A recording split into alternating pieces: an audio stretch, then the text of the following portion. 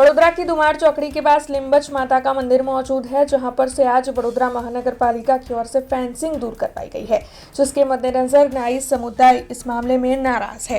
दरअसल वडोदरा महानगर पालिका की ओर से आज सुबह सुबह दुमार चौकड़ी के पास मौजूद लिम्बच माता के मंदिर की फेंसिंग हटवाई गई। ऐसे में न्यायी समुदाय नाराज हुआ।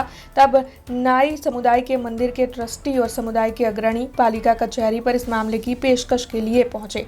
दरअसल इस मामले के मद्देनजर न्यायी समुदाय के साथ विपक्षी नेता चंद्रकांत श्रीवास्तव भी नजर आए। उनकी ओर से इस मामले की पेशकश म्युनिसिपल कमिश्नर के पास रखी गई। ऐसे म्युनिसिपल कमिश्नर दिलीप राणा ने आश्वासन दिया है कि इस मामले में जल्द से जल्द संज्ञान लिया जाएगा। इंतजार અને इंतजार एक प्रश्नार्थक चिन्ह આજે પણ અમારા માથા પર છે, કુનીએ ગોળ લગાડેલો છે। આજે પણ નિર્ણય નથી આવ્યો છે કે નિર્ણય આવશે આવતીકાલે ખબર પડશે। એમને અત્યારે અમને ચોક્કસ એવી બાંયધરી આપેલી છે કે આવતીકાલે તમારી ફેવરમાં જવાબ આપીશું, પરંતુ જે ફેવરમાં જવાબ લેખિતમાં આવી જશે તો અમારા માટે સારામાં સારી વાત છે, સમાજ માટે સારી વાત છે, વડોદરા શહેર માટે સારી વાત છે કે જે કંઈ હોદ્દેદારો આપણા કહે છે, અધ્યક્ષ જે કહેતા હોય, કમિશનર સાહેબ કહેતા હોય એ સાચું પડે છે, પરંતુ કેટલું સાચું કેટલું ખોટું એ તો આવતીકાલે જ આપણને ખબર પડશે કે વાણંદ સમાજ જોડે જે લાગણી દુભાઈ એ અમારા જોડે ઊભા છે કે અમારી પીઠ પાછળ ફરીથી ખંજર ભોંકાય છે એની ખબર અમને આવતીકાલે જ પડશે। કારણ કે આવતીકાલે સવારે 11 વાગે અમને લોકોને અહીંયા બોલાયા છે અને એવું કહેવામાં આવ્યું છે કે તમારી જોડે કોઈ અન્યાય નહીં થાય અને તમારા પર્વમાં કોઈ પણ જાતની તકલીફ નહીં પડે, એની હું બાંયધરી આપું છું।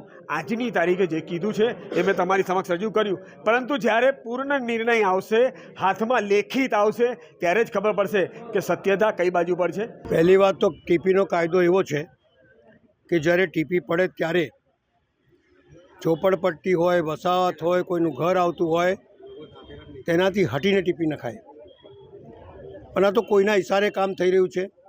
સત્તા પર બેઠીને ઇશારો કરવો અને લોકોનો આસ્થાનો નિવાસ લીંબચ માતાનું મંદિરની દિવાલ અને તોડીને આવી ગયા, બહાદુરી નથી કરી।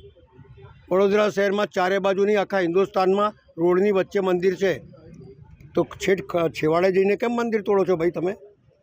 એ આસ્થાનું પ્રતીક છે, સમાજનો એક પ્રતીક છે। મારું માનવું છે કે જે બી કાર્યવાહી થઈ છે એ ગેરકાયદેસર કાર્યવાહી થઈ છે।